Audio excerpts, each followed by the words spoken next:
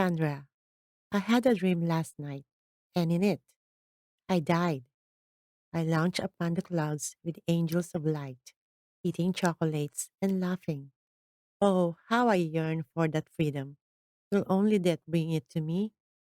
Sometimes after he goes to work, I sit and ponder if I am already dead. If at one time I was alive and was so wretched that I went to hell. Surely this is what it is like. But then, why do I grow older? Being stuck somewhere for eternity would halt the aging process. Of this, I am certain. This morning, much to my dismay, I am awake. I am one day older, one day closer to death, and I pray freedom from this living hell. Tiffany, I had a worse dream last night. Or was it this morning? I don't know, and it doesn't matter anyway. Whatever. There was this guy, a super sexy guy, calling me names. And then he hit me really hard in the chest. After that, I just woke up. I wish I could remember exactly what he looked like. I know he was fine. He definitely had dark hair because I remember the beautiful contrast of his tan skin next to my blondie hair. That's about it. So I guess I don't really remember much at all. Time to get up. I usually love going to work, but I am not feeling that shit today. I'm so sick of my boss hitting on me. On us, really. He's short and bald, and fat and ugly. And well, you get the picture. Gross. This man thinks he's amazing because he owns an itty bitty company tucked way back in the corner of the fucking ghetto. I roll. A&A Chemicals has got to be his one legacy because I don't see any other shit in his life that he has going for him. There's not a winning personality there. I'll tell you that. He's going on divorce number two and he sells detergents and soaps for a living. Trust me. It's really nothing extravagant or impressive. Now, don't get me wrong. I came up being taught and wholeheartedly believe that any kind of honest work is admirable. I don't care what you do to take care of you and yours. Believe that. Work is work. And if you work hard, you're good in my book. But Boss Man is just another pervert. And they're a dime a dozen. The other day, he asked Claire from customer service and I if we ever ran out of spit. We were putting together 300-page binders of MSDS sheets for all of the chemicals we carry. We need this all for all clients, prospective clients, businesses, etc. It's important for the environment that our clients know how to properly use and dispose of these products correctly. Also, who wants Uncle Sam raping their bank accounts for non-compliance when it's incredibly simple to just follow the rules and put together binders? It is important that we get this finished. Instead, we end up entertaining disgusting convos with whack-ass real-life Homer Simpson over here. Hey, ladies, Bob drawled, slithering into the room. He smiled, but don't get it twisted. It wasn't cute or inviting in any way whatsoever. It was clear from the get go his intentions were anything but kind. He looked sinister and hungry. His bloodshot eyes narrowed as he asked, "Tell me, do you girls ever run out of speed?" "Ooh," Claire said out loud. She glanced at me, sighed, and rolled her eyes. We knew what was coming. I answered him dryly. We have three sets of glands in and around our mouths that continually produce saliva. So it's not super accurate to say we can run out of spit, boss. I like to emphasize the word boss right before he's gonna drop a nasty, perverted line to his subordinates. This little minded man is so damn predictable. It's just a little test. Will Bob locate his moral compass today? Nope, not even once. Not ever. Hmm, he moaned a little. It is a disturbing sound that makes my stomach turn. Well, after you're finished, I could put some of it to better use. Just saying, ladies. What a waste of that endless glandular production. I glared at him. We use fingertip moisteners. You should probably speak with Paul in purchasing if you're concerned with your work negatively impacting your salivary production. He can order those for you. Or maybe you should consider seeking professional help if you feel your salivary production is under par. We all care about your well being. I smiled at him sweetly, my voice dripping with obvious sarcasm. Claire's chin looked like it would hit the floor. Her jaw dropped so fast. We gotta work on that girl's poker face, I thought to myself. But Bob just laughed a little to himself and walked out. Of course, he couldn't resist tossing a little wink in our direction before slinking out the door. Does he think I won't quit or sue him? I can get another receptionist position somewhere else. It's really not that hard. That's what she said. But seriously, he's such a dirty old man. He's 48 and I'm barely 23. Gross. I suppose it is time to prepare for another day of work. I always feel so much better after I shower. He's never here when I get out. So sometimes I pretend that I'm single again. I fresh start. I prepare some breakfast and imagine a strapping young man is lying in my bed. I took him home from Caesar's bar last night, and he was hungry for more than just food. Yes, a one night stand. That is exactly what I would love. What to know the best part about a one night stand? They live and never come back. Not like him. He is always messing around in my business, causing grief, pain, and alienation. Oh, bother. Now I've gone and spilled my coffee. When I am on break at work, I lose myself in a countless number of books. Any book will do, it would seem. Whether engrossed by one page or 1,000, every story is my sanctuary. When I'm stacking the shelves of binded books, my little taste of part time self sufficiency, I read the back of every single true crime story, always wondering if it will be my fate to grace the covers of these mass media paperbacks. Will my tales of woe someday grip these same readers standing next to me? Lord, if I make it through this treacherous life I've created, I'd gladly write the book myself. But published? No, I think not. I'll leave that to the professionals. The driven, the powerful, you know the type, ladies with graceful, long strides that bustle from here to there in pencil skirts over perfect buds, complete with stiletto heels. That's not my style. Of course, on occasion, I've imagined being published. It's not like I've never had a dream before, but it's not crossed my mind in years. Until recently, that is, when it suddenly resurfaced out of nowhere. Typically, my heart is where dreams go to die. Oh, my heavens. When I think back, it all seems so childish. I used to be certain that it was my destiny, a muse calling me to create, to mold this English verse, bend language to my whim, and manipulate and entrance audiences. At one time, the words effortlessly flowed from my beautiful and mighty pen, and I'd imagine my work tugging at the heartstrings of millions.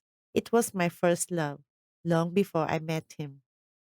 His coarse words and sharp tongue steered me away from my true love, and somewhere along the line, I lost interest in pursuing any kind of writing career at all.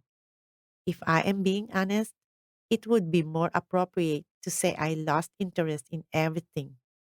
The transition was so subtle. I suppose it went unnoticed. And now, a decade and a half later, here I am. Every book I shelved, every fiction, fantasy, and even horror. I wonder if it could have been mine. Where is this renewed sense of wonder inside of me stemming from? I'll not question it. Instead, I'll enjoy my unexpected reprise from reality and expect these imaginary longings to be short lived. Chapter 10. Sandra called me completely hysterical. He treats her right, I bet. She has got to be a trump, and I'm not even sorry for saying that. Thinking she can slip her way to the top, I'll bet. She has only made it to the top of my husband. I will bring them both down.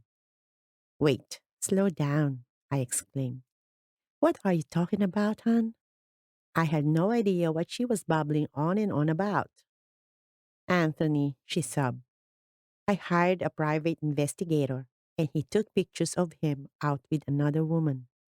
Let me be completely honest for a moment. I do not, I repeat, do not care if he is sleeping with someone else. I just cannot believe he takes her out.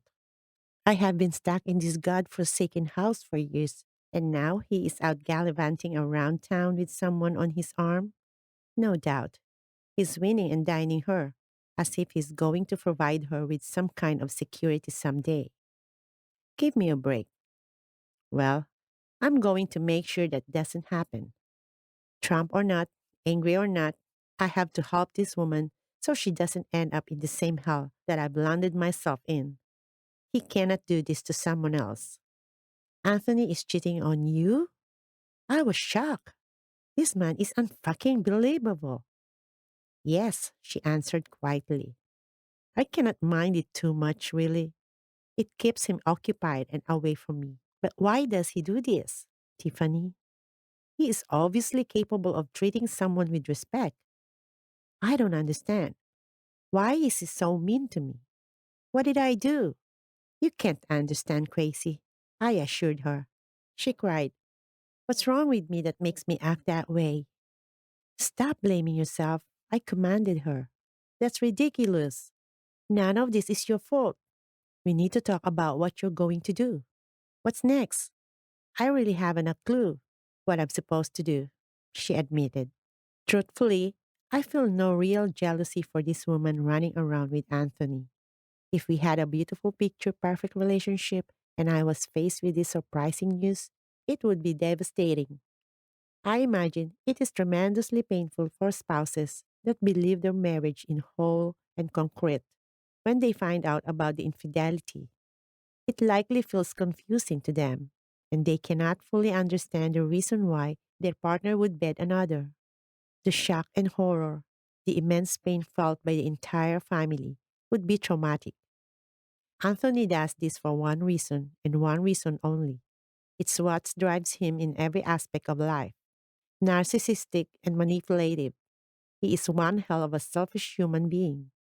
This other woman has no idea what kind of controlling swine she is dealing with. I pity her. I fear for her. She is obviously caught up in the maddening twist of deception. Anthony is so adept at weaving. The devastation she will feel when it's revealed that her great catch is a married man just sickens me. She could be a victim as much as I am. It saddens me that another individual is being affected by my broken marriage. I'm still sleeping like shit lately, and I'm totally over it. Nightmares every night, and the same ones repeating themselves. It is literally causing anxiety that is preventing me from falling to sleep in a decent amount of time. And then I'm a complete bitch all morning. When did my life become so stressful that it's turned me into an insomniac? Oh, yeah. It's when I found out my friend was getting the shit kicked out of her, and I decided to start dating two men. Also, it's Tom. Tom is so amazing. We've been talking a lot, and his call woke me up last night right after I fell asleep. I chatted with him for a few minutes, but then I was restless all night after that. Having a social life is really hurting my beauty sleep. If I was getting laid by either of these fine men, I wouldn't mind as much about my lack of sleep. At least, if I was getting a piece of ass, maybe I wouldn't be a bitch all day. So wait, why am I not sleeping with either of them? It seems like a pretty appealing idea. I had a dream last night that was terribly bothersome. It was about Tiffany. Someone was hurting her. I'm sure it's because I went on an awful tantrum to her about my broken marriage, and my husband didn't come home last night. Again, I'm sure I am projecting. I am so anxious about Tiffany, myself, this mystery woman running around with my husband, and life in general. In this particular dream sequence from last night, Anthony was throwing Tiffany around like a rag doll, not at all unlike my personal situation. It hurt my heart so deeply that I was unable to save her from him. I understand what's happening. I feel such guilt over Tiffany's concern for my safety. I also feel scared for this mystery woman my husband is cavorting around town with. I am simply plagued with so much inner turmoil that it's spilling over into my dreams. I started thinking about her, this mystery woman. The thought of her is so foreign to me that I cannot even fashion her face from my memory alone. It was so brief, the glimpse I had of her photograph. Although it was just yesterday, I cannot for the life of me picture her now. I could retrieve the file and thumb through the photos a bit. I went to the closet to get the large envelope Liam had given to me. Turning it over in my hands, I reconsidered and tucked it back away under the floorboard. My safe spot, as safe as anything can be in this house. That is, as I stashed my treasure away, I wonder again why I'm not more upset over my husband's affair. Surely, I should be jealous, angry, hurt, or feel something anything other than panic for this woman, a stranger sleeping with my husband, who may or not may know I exist. This has to be unnatural. I must be weird.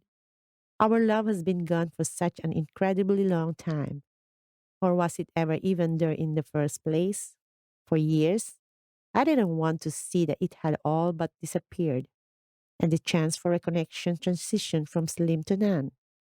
I actually no longer want Anthony on any level. I don't long for him physically, spiritually, not as a best friend, confidant, or other. I will always remember the person he was, but I will never forget the monster he became. I had an awesome date with T last night, but I didn't really want to tell Sandra about it. I hate that I am censoring myself around my friends lately.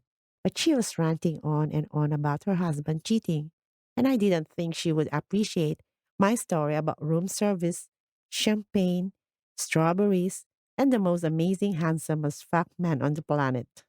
Last night, I seriously felt like Julia Roberts in Pretty Woman, sans the whole prostitute aspect. I'm not actually a whore, and we definitely kissed on the lips. A lot. He took me to the Crown Hotel downtown, and I was treated like royalty all night. I still didn't give up a piece of ass, but he didn't pressure me at all. Seriously, what is my problem at this point? I wanted to, but I couldn't. I kept thinking about Tom, and I'd like get out of my brain. But my head wouldn't stop messing with me, and I couldn't just fuck T while I'm thinking about Tom. So I lied and said I was on my period.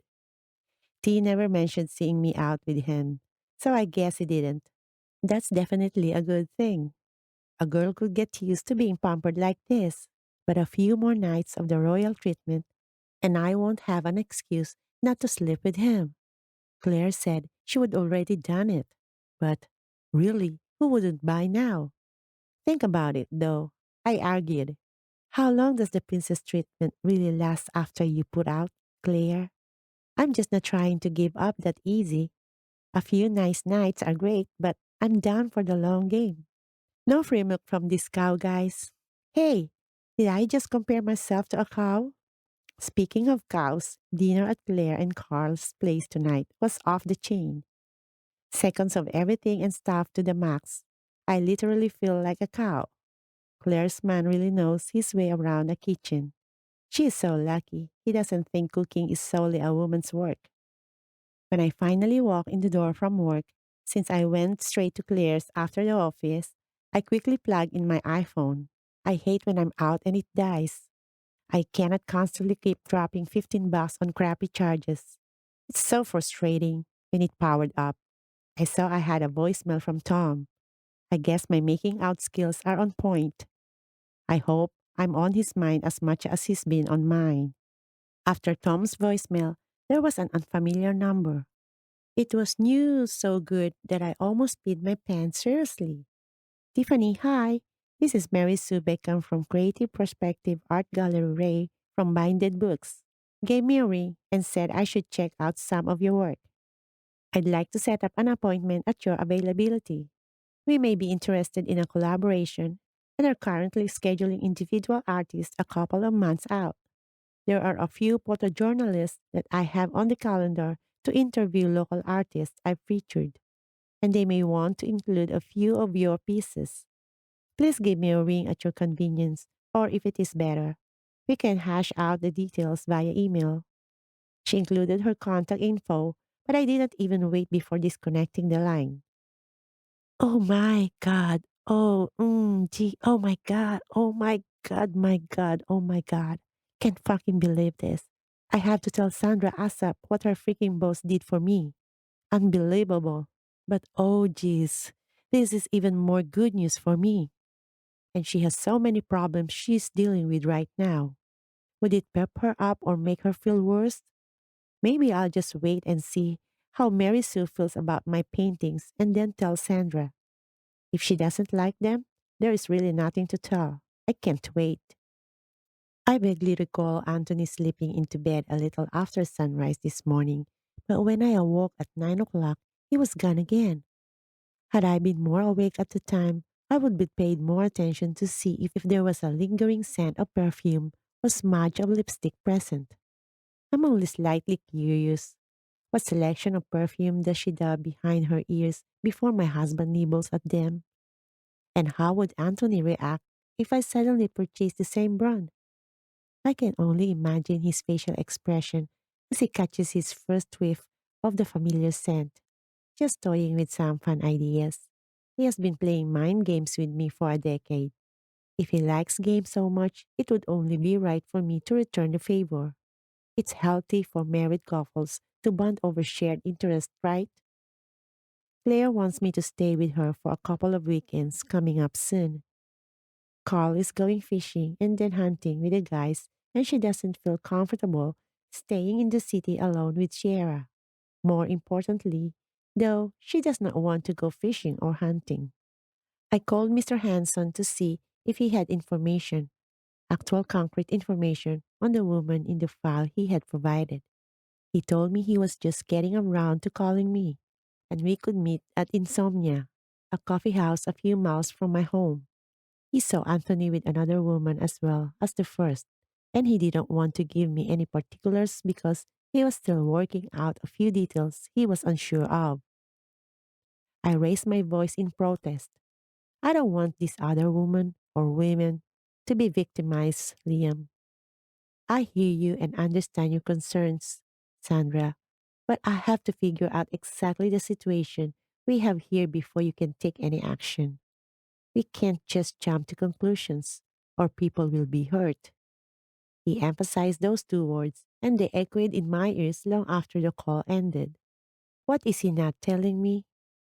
When I arrived an hour later, I sat at the table and demanded, "Why did you want me to meet if you're withholding information from me?" "Because I wanted to make sure you're okay. How are you holding up? How are you handling all this? You look fantastic, San. I mean, your injuries are healing up very nicely." "Good, good." He straightened up a little and cleared his throat. It was only later that I realized he seemed flustered as he spoke. "I am finally taking control of my life for the first time in years, but I'm feeling kind of impatient, if I can be completely honest." His smile grew and spread into his eyes. "You can always be honest with me. I'm having horrid nightmares every night." I confided in him. "It's fitting to meet at Insomnia then," he joked, and we laughed about the name of the place he had chosen. "What are they about? Have you tried meditating before going to bed? Or melatonin? Chamomile tea?" "Lately, most of them involve my good friend, Tiffany. Maybe they would dissipate if I spoke with her about them. But I don't want to drag her further into my horrible world of paranoia, lies, and violence.